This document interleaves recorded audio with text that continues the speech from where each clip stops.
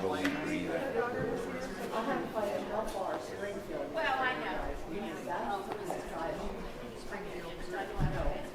Boy, gin has gone fast, hasn't it?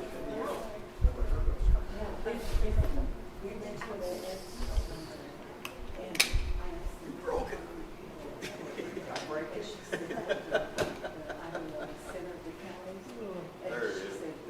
There you go.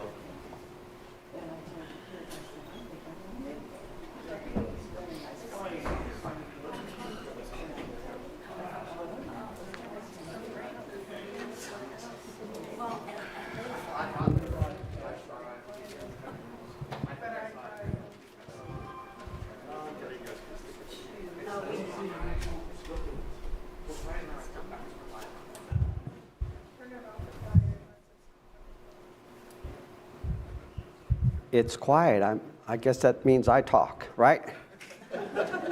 Good morning, everyone. This is the last Sunday in the month of June. Hallelujah. It's gone by. So this quarter we are doing a study on the hope in the Lord. All the passages for the lessons will have hope in there. Hope for various different things. And today, Fearless Witness comes from the books of Acts. You know, I do not have a handout on the books of Acts because every one of you know about the books of Acts, right? About the book of Acts, Luke wrote. It's sort of the bridge between the Gospels, teachings of Jesus, then the beginning of the church, and then that transitions us to how to live, that being the epistles of Paul, Peter, John, okay, and James. All right, so Fearless Witness today from Acts chapter 26, verses 1 through 11. So as I said, they're all about hope. Today's lesson is the hope that God raises the dead, which is what Paul speaks to Agrippa in Acts chapter 26, verse 8, or hope in the resurrection that he espouses. So into the lesson. This is a who am I? Of course, I already told you, didn't I? I'm a different person than I was 20 years ago. That's pretty much all of us, isn't it? Unless we're like 17 or 18, you know, then one big event changed my life. Specific difficulties have prepared me for life today. I am Paul. Those could apply to most of us, some of them. The specific difficulties that prepared him. Paul talks about those in his letters to Corinth. 1 Corinthians 11:24, 5 times the 40 lashes minus 1. He was shipwrecked. He was stoned, left for dead. He was beaten with rods. He had to give account of himself. All those things prepared him for the situation he was in today. And of course, we know what the one big event was, don't we? What was that? He saw the light, didn't he? Okay, I am Paul. Book of Acts relates one of the most significant mindset changes made by an individual throughout history. That can be good. What do they call it when a politician changes his mind? For me, Barnabas and Saul for the mission that I had for them, this missionary journey, and then Barnabas and Saul, along with John Mark, left. And while at their first stop on the island of Cyprus, Saul, after that, became known as Paul, his other name. And after that third missionary journey ended, he traveled Jerusalem. Remember, they were collecting for the saints in Jerusalem. They had a hard time. There was a famine. So they were bringing the proceeds of that back to Jerusalem. Paul was warned on the way, don't go to Jerusalem. It's going to be bad for you. But he went anyway. He had that, money to deliver there. So when he came back to Jerusalem, he was on the temple grounds. And then some enemies, these were not Jews from the local area, but they were Jews from the province of Asia, most likely from Ephesus. Remember, Paul stopped in Ephesus on the way there, and they said, hey, there's that troublemaker that caused trouble all over the world. And then they started a riot, and they were going after Paul, trying to, beat him up. But then the tribune there and his soldiers saw what was going on there, and then they saved Paul's life from being killed here. Then they do something unusual. Rather than questioning the people that are beating up the guy, they beat up the guy that's being beaten to find out why he is being beaten. So sort of mandatory self-incrimination. So as they were about to beat him, he says, is it okay to beat me, that I'm a Roman citizen? So the people doing that, they go to the tribune there and they tell him he's a Roman citizen, and then, of course, they don't beat him there. Warner, I've often wondered, did Paul carry... Of the Roman emperor at that time, Claudius. So he was friends with Claudius, and he was an advocate for the Jews in the court in Rome there. So he knew Jewish customs, and he advocated for them whenever he needed to. His sister was Bernice. Bernice, she's named after Nike, the goddess of victory. She was the sister of Agrippa. And Agrippa, we're told, never married, had no children. His sister married sometimes, but she was not married at this time. And she would then serve as acting queen for dignitaries. High-ranking officers and leading citizens were there at the trial. And possibly Luke was there. Remember, Luke traveled with Paul on that third missionary journey. And he went with him to Jerusalem. And it was believed that during that time, those couple of years that Paul was in custody, Luke used this time to gather the research to write his letter to Theophilus that we know as the Gospel of Luke, and also probably started Acts. And the high-ranking officers, there were 5 Kiliarchoi, commanders of 1,000 at Caesarea. So this is almost a legion. So that would mean that, we talk about centurions, they're big. They would have had 50 centurions there. So being a centurion is not much there. It'd be like being a colonel at the Pentagon. You could hit one. Okay, so here is here's sort of the layout here. Let's see how this thing works. This thing doesn't work too well. I was wondering about that. I know pointers don't work well on LCD TV, so it works well on this one, doesn't work well on this. It disappears. But there it is, Herod Agrippa there at the bottom.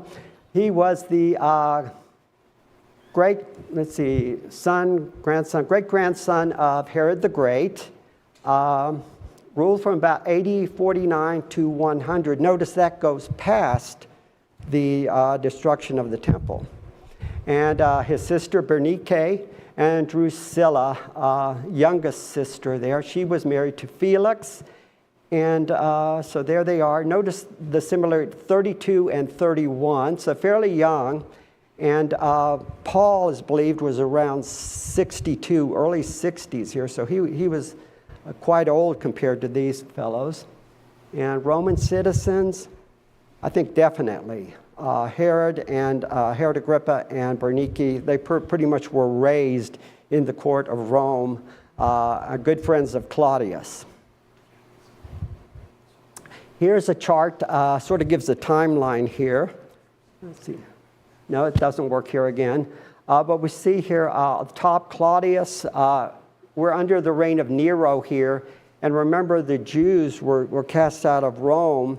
And so they had just been able to come back under Nero. Here's Saul's conversion, about 34 AD. Herod Agrippa there until about 44 AD. And then there's a period there in the middle where there was a Roman governor because Agrippa II was only 17, so he couldn't take over, so they had a Roman governor in there.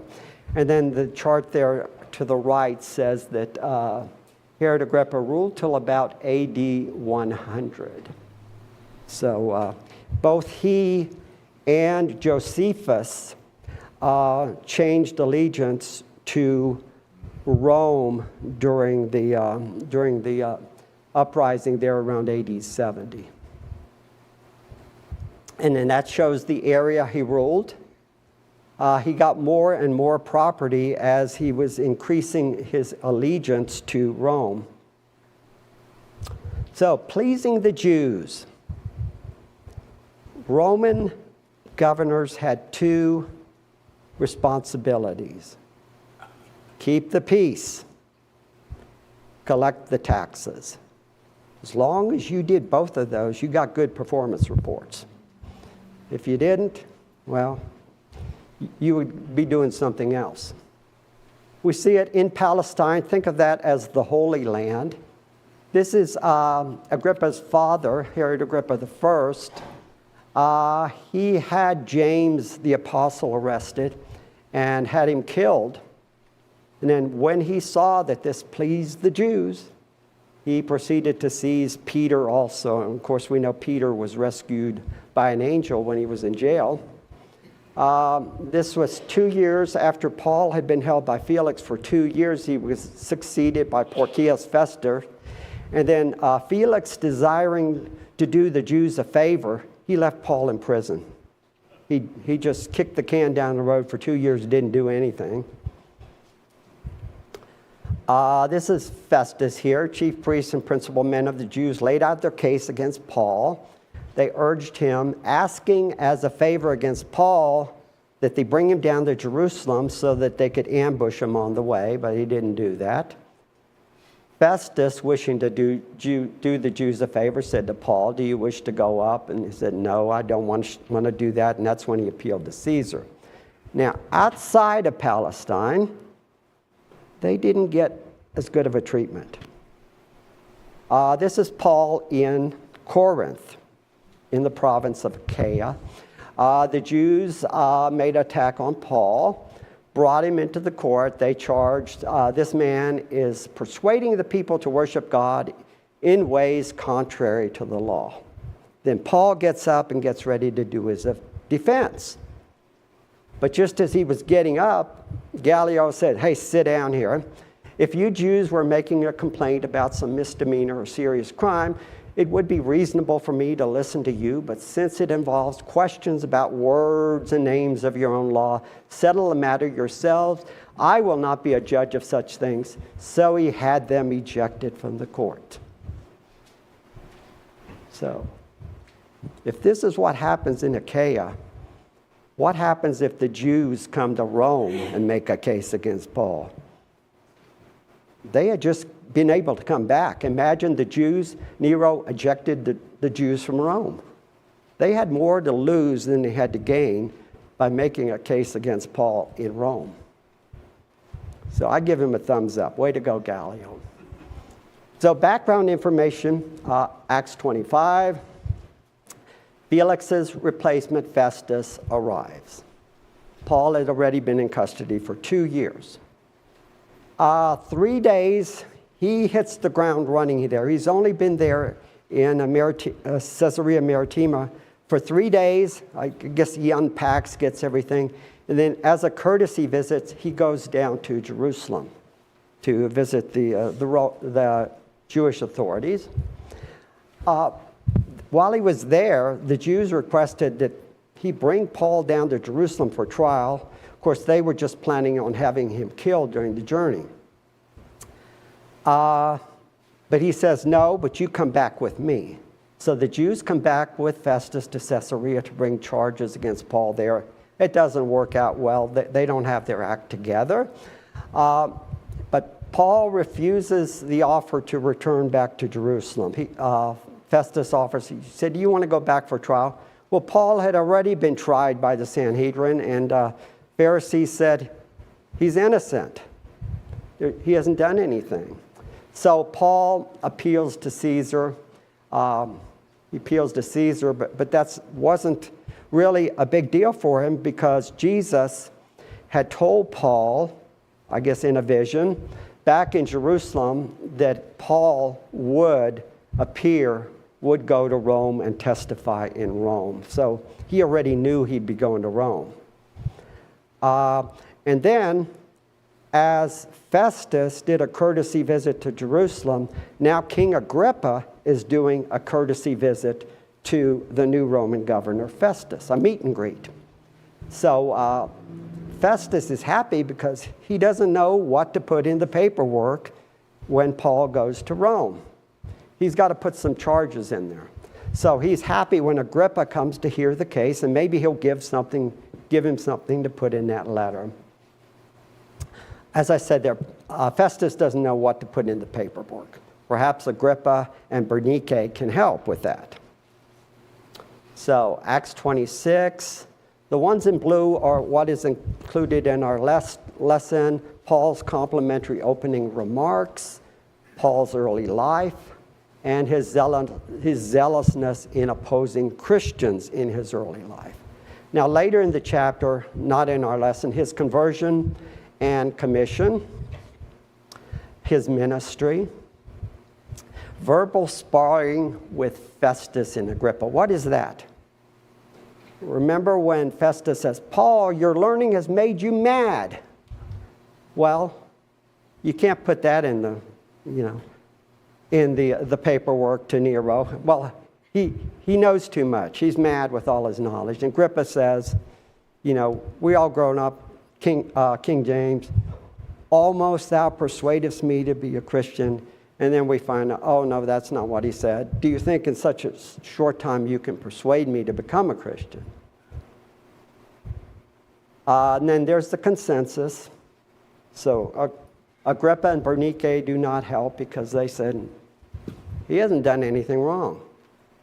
So Paul stands before King Agrippa II. The setting is Caesarea Maritima, as opposed to Caesarea Philippi. This is on the coast there. Now this is them coming in. This is a big festivity here. The next day, Agrippa and Bernice came with a great pomp and entered the audience room. They're playing their version of whatever. Hail to the chief. They're coming in. They're dressed. They got all the stuff, the flags and everything. So they're coming into the audience room there in Caesarea with the high-ranking officers and the leading men of the city. And perhaps Luke got an invite. Because remember, he is there with Paul. He made the journey. At the command of Festus, Paul was brought in. So everyone's there in the seat, everyone's wearing their finest, and then here comes the prisoner here. So they brought Paul in, Festus says, King Agrippa, and all who are present with us today, all these high-ranking officers, all these dignitaries are there, seated, and then Paul comes in.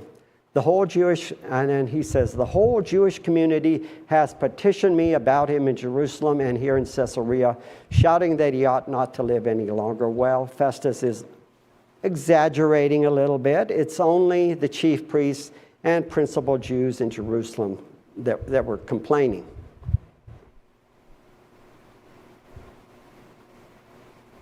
The Roman governor says, you see this man. Does that remind you of another Roman governor that said something similar? Pontius Pilate. Yes. Ecce homo.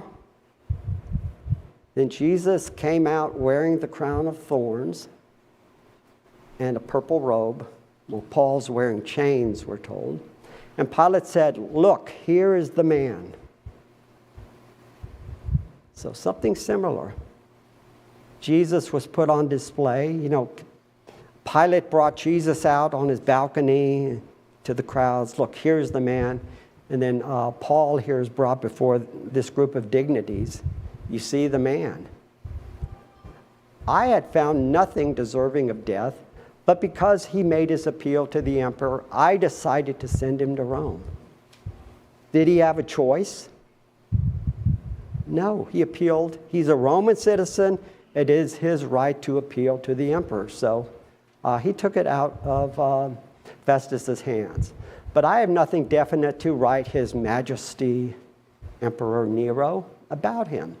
Therefore, I have brought him before all of you, Agrippa, Bernice, all the dignitaries, and especially before you, King Agrippa, so that as a result of this investigation, I may have something to write. He doesn't know what to say. Here's this prisoner being sent. He's appealed to Caesar, and he's done nothing wrong. For I think it is unreasonable to send on a prisoner without specifying the charges against him. Isn't that an understatement? Generally, you have the charges and then the trial. You don't do the trial and then the charges. Of course, some people try that, right? The trial, we're going to go to the conclusion. You all know how it ends. And then we'll go back to the middle. The king rose, Agrippa, and with him the governor and Bernice and those sitting with them. They left the room and they were talking about the case with one another. They said, this man is not doing anything that deserves death or imprisonment. Now, the is not doing present tense, that means in the language there, the Greek, that he is not doing anything, he has not done anything this entire time. He should not have been imprisoned. You've held him illegally. But the primary reason they're holding him, remember, is protective custody. The Jews would love nothing better than for Paul to be released. It's kind of hard to assassinate him when he's in Roman custody. That's what they're wanting to do. Agrippa said to Festus, this man could have been set free if he had not been appealed to Caesar. Well, why had he not been set free? As a favor to the Jews.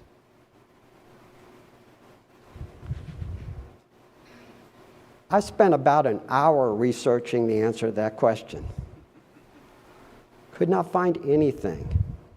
Went through so many, countless commentaries. No one had anything to say on that. If Paul made his appeal, could he not withdraw it?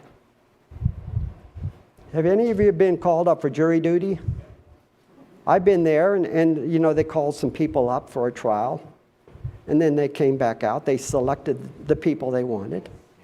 Then a few minutes later, they said, those for the trial for so-and-so, you're dismissed. They settled out of court. So couldn't Paul withdraw his appeal? Seems like he could have, but could not find anything. But if he released him, then the protection of Paul, who the Lord told was going to go Rome, would then be in the Lord's hands. It wouldn't be in the Roman military's hands to protect him. Withdrawing would have been tantamount for Paul to recant his belief in what he had already said, what he had already, and there is a consistency, no matter whether you're reading it out of chapter 9 or chapter 22 or chapter 25 and 26. It's the same consistent message that you hear. Yeah. I'm thinking about it, I had the perfect solution for this. Paul was with Felix for 2 years, and they said they would talk occasionally and stuff, but Felix didn't want him to try to make him a Christian. He was hoping for a bribe. But did Paul tell Felix about his goals, his hopes? He wanted to go where? To Spain and stop in Rome on the way. Paul, I got an offer for you. You want to go to Spain, don't you? Way out there. You want to go to Rome. I'm going to banish you to Spain for the rest of your life. Now we're going to take you to Rome, And there, while you're waiting on a ship to take you out to Spain, you're going to be there and you can get your business done in Spain. And then I want you to take an oath in the name of the Lord that you will spend the rest of your life between Spain and Rome. And don't come back. I think the Jews would say, hey, that's okay. If there's any Jews living in Spain, they're heathen. You know, they're not God-fearing Jews. It seems like that would have worked. You know, that's what they did to John, right? They put him on Patmos. Now, here's an earlier trial. Paul was actually tried in Jerusalem before the Sanhedrin, which we know is made up of Pharisees and Sadducees, and headed by the high priest, who was a Sadducee. There was a great uproar, and some of the teachers of the law, who were Pharisees, stood up and argued vigorously. We find nothing wrong with this man, they said. What if a spirit or an angel has spoken to him? So just for the Pharisees, he would have been let go there. But the Sadducees, he did mention, about the resurrection. Of course, that's a sore point with the Sadducees. So he could have been let loose there, but due to that great uproar, they were trying to kill him. So that's why the Roman tribune there took him into custody. And then when he found out he was a Roman citizen and they were still trying to kill him, then he sends him off to Caesarea. So Paul's innocence. He was found innocent by the Sanhedrin Pharisees. That was in Acts 23:9. This is even before he went to Caesarea. He was found innocent by the Roman military commander, Lysias, in Jerusalem. And then when he found out that they were still trying to kill him, it was the son of Paul's sister who found out about the plot, and then he told Lysias, and then Lysias sent Paul off to Caesarea. He moved him to Caesarea for his own safety. Felix, his inaction, he did nothing. He didn't want to let him go because that would look like he was a Christian favoring Paul. So he did nothing, essentially. Kept him, in custody and confinement, protective confinement for those 2 years. Festus 3 times found no charges against him. And then Agrippa and Bernice said, he's doing nothing. He has done nothing to warrant being held in confinement. So this is from Acts verse by verse. Roman justice has once again shown to be nothing but a facade. Everyone involved in the case on the Roman side, the military, Claudius Lysias, the political, the Roman governors, Felix and Festus, and the religious, Agrippa agrees that Paul is innocent and should be released. Well, how is Agrippa the religious?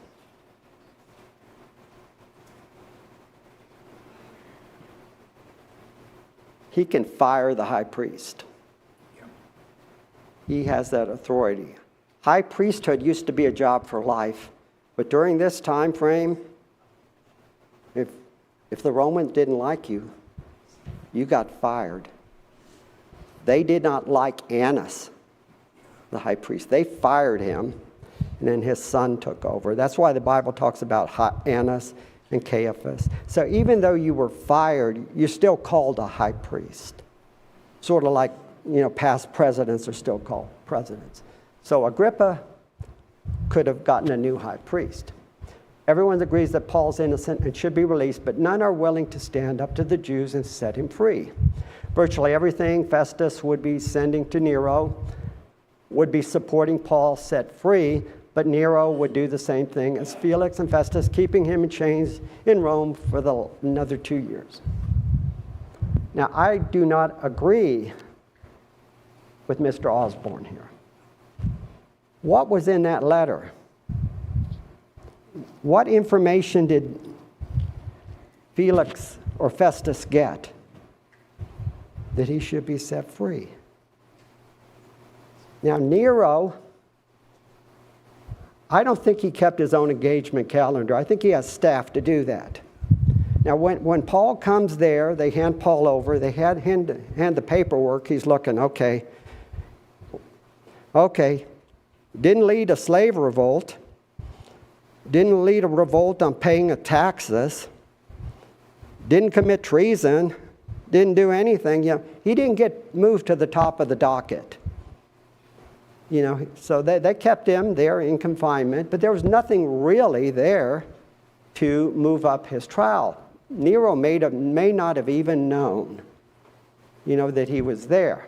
Was he not basically under house arrest in Rome? He got a lot of freedom. Dungeon. Yeah. In Philippians 4th chapter, it said he was in communication with Caesar's household. He had all that freedom there. So they kept him in chains for another 2 years there. Now, we'll move on from there. So Nero would do the same thing, I think, also out of inaction. Maybe, that was not at the top of his to-do list. All in all, it appears that after 2-year imprisonment in Rome, found Acts 28:30, during which he wrote his letters to the Colossians, the Ephesians, Philemon, and Philippians, Paul was tried and acquitted or released by default in early AD 62. So those were the prison letters, and he was released. In one of the letters, he said he hoped to visit someone soon. So that indicates, that he was getting out or was getting out. And I think it was released by default. From what I've read, and I agree, released by default.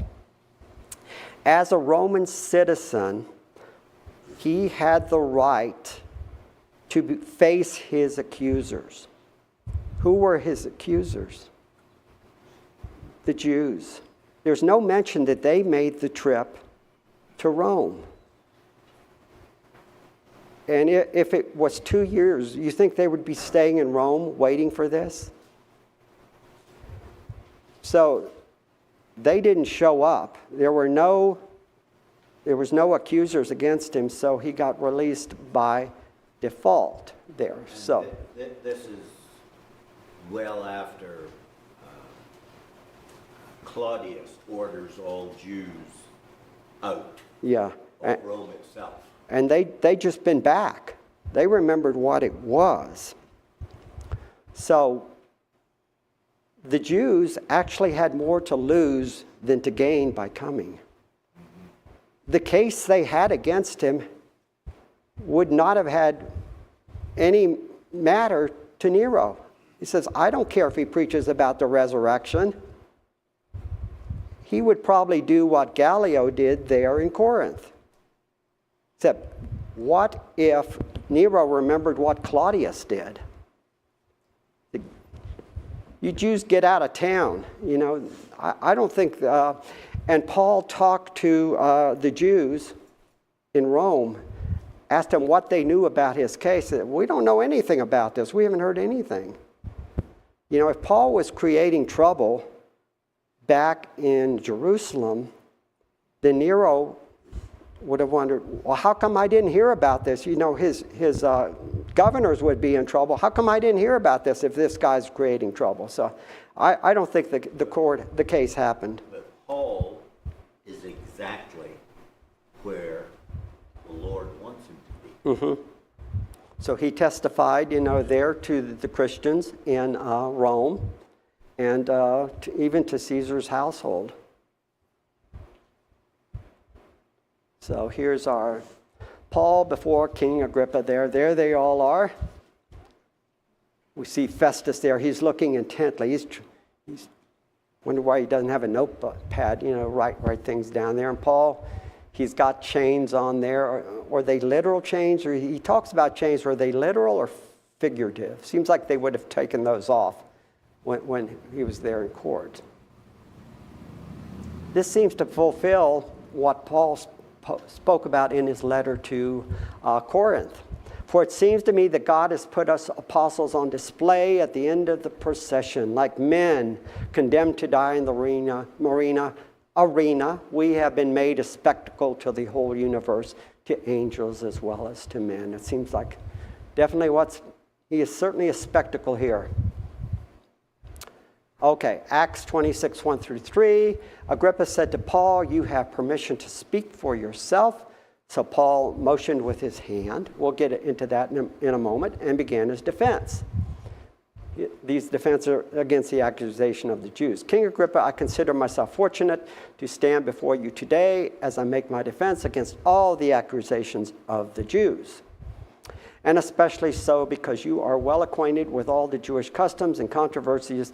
Therefore, I beg you to listen to me patiently." You know, these are words he would have a hard time saying about Felix. He is really complimenting this man, and his words are true. Agrippa knew a lot about Jewish customs. In fact, he was their advocate in Rome. "You have permission to speak for yourself," he says. What do you think? Do Christians need to wait for authority to give permission to talk about our faith? Why or why not? Do we have authority? Of course we do. Have you heard of the First Amendment? Yep, have the right to speak. Freedom of speech, freedom of religion. What do you think of that? Talk about things that don't affect you. Like who's going to win the Super Bowl? Yeah. What attitudes might make others curious to hear what you have to say, whether or not you have permission? Like your manner of life? Then Agrippa said to Paul, here's that again, "You have permission to speak for yourself." So Paul motioned with his hand. What is that? Hey, come on over. No, they're ready. He wasn't asking for a marker and a whiteboard. Yeah. Or a pointer that doesn't work or anything, right? Well, we learned that Paul is a trained orator here. This is from Quintilian, who was a noted influential orator during the first century, describes the gesture. He says what you do is you hold your middle finger against your thumb like this, and then you go like that. That's how you start. And also when you're making a point, like stomp your foot, you go. This is a point you need to make. So you do that during the exordium, which is the introduction to your speak, or opening remarks in a court. So that's the one. And keep in mind, Paul spent a lot of time where? In the lecture hall of Tyrannus. They were kicked out of the synagogue in Ephesus, so he was in the lecture hall of Tyrannus for a few years. So he had spoken there, and he'd seen other trained orators. And remember, Paul was in Athens, so he heard trained orators there in Athens. So the exordium is the opening discourse. He comments on the judge, which Paul did himself. The opponent, the case, which was the Paul's hope in the resurrection. He expressed his gratefulness, speaking, compliments Agrippa, and then asks Agrippa to listen patiently. That sort of says, oh, this is going to be a while. The Jews all know the way I've lived ever since I was a child, from the beginning of my life in my own country and also in Jerusalem. They have known me for a long time and can testify, if they're willing, that according to the strictest sect of our religion, I lived as a Pharisee. Well, some would actually say the Essenes were the strictest sect, but the Pharisees maybe were second. And now it is because of my hope in what God has promised our fathers that I am on trial today. So this is the hope here. We tell you the good news that God promised our fathers. What God has promised our fathers, He had fulfilled to us, their children, by raising up Jesus. So this is what Paul spoke in Pisidian Antioch on his first missionary journey. Okay, by raising up Jesus. Now remember, the Pharisees had no problem with his hope in the resurrection. But when he tied that hope to Jesus, now wait a minute, we've had this hope long before Jesus was born. How can you tie it to him? This is the promise our 12 tribes are hoping to see fulfilled as they earnestly serve God day and night. O King, it is because of this hope that the Jews are accusing me. Our 12 tribes. You know, you've heard about the 10 lost tribes. Forget about it. They're not lost. Why should any of you consider it incredible that God raises the dead? So all 12 tribes in their service hope to obtain God's promise of the resurrection of the dead, but it is because of this hope that they're after me. Now, here's the problem, is that if there is no resurrection, this is what Paul wrote to the church in Corinth, if there's no resurrection of the dead, then not even Christ has been raised. And if Christ has not been raised, our preaching is useless, and so is your faith in the raising of the dead. So if Christ hasn't been raised, then forget about your hope of the resurrection. I too was convinced that I ought to do all that was possible to oppose the name of Jesus. Jesus foretold this. He says, they will put you out of the synagogue, and in fact, a time is coming when anyone who kills you will think he's offering a service to God. And that's what Paul thought. That's what Saul of Tarsus thought. That's why he had no problems, with his past life, because he did it in good conscience. He thought he was serving God. And that's just what I did in Jerusalem. On the authority of the chief priests, I put many of the saints in prison. And when they were put to death, I cast my vote against them. We read about that with Stephen. Many a time I went from synagogue to one synagogue to another to have them punished, and I tried to force them to blaspheme. In my obsession against them, I even went to foreign cities, so apparently went more places than Damascus. I punished them in all the synagogues. Remember, that letter of authority he had only applied to the synagogues.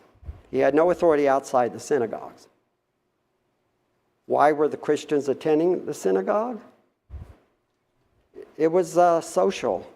They still considered the Jews, their brothers. So they attended the synagogue. It wasn't until about the end of the first century that Christians no longer went to synagogues. Now, blasphemy. He tried to get them to blaspheme. Why would he do that? Remember the trial of Jesus? They had all these false witnesses. They kept on contradicting themselves. The high priest tore his clothes and said, he has spoken blasphemy. Why do we need any more witnesses? Look, now you have heard the blasphemy. So forget about all those false witnesses. Forget about all that. You get them to blaspheme. Then you don't have to do all that. Trial of Stephen, blasphemy. Did that through torture. Yeah. They didn't even have to do torture with Jesus. He said, tell us the truth. Are you the Christ or not? He says, yes, and you will see me sitting at the right hand of God and coming with the clouds. Wait a minute. You think you're that guy in Daniel chapter 7? He's spoken blasphemy. What can be learned from Paul's defense of himself about the importance of being able to give a clear explanation? What does Peter say? Always be prepared to give an answer to everyone who asks you to give the reason for the hope that is in you. What hope is that? Hope of the resurrection. But do this with gentleness and respect. How does your hope in the resurrection help you face the future of optimism and peace? Well, as bad as it is here, and be better, heaven, right? No diabetes in heaven, right? No cancer in heaven. How would you respond to someone who finds it difficult to believe in the resurrection? Well, got to take it on faith. We don't know of anybody who's... Hope anchors... Were you going to say something? Yes, I was going to say the faith that the early Christians had in the resurrection is that for some of them, they were still living and could remember being close to that event. However, for us today, it is largely a matter of faith because we were not there, but If we don't preach the resurrection, we've left out a very important part of our salvation. Peter talks about baptism and how it is tied to the fact of the resurrection. If we don't believe that, we have no hope. That's the big thing, the resurrection. Okay, next week we go to Lamentations. Next month will be Lamentations and then 3 lessons from Psalms. So Old Testament next month. Thank you for your comments.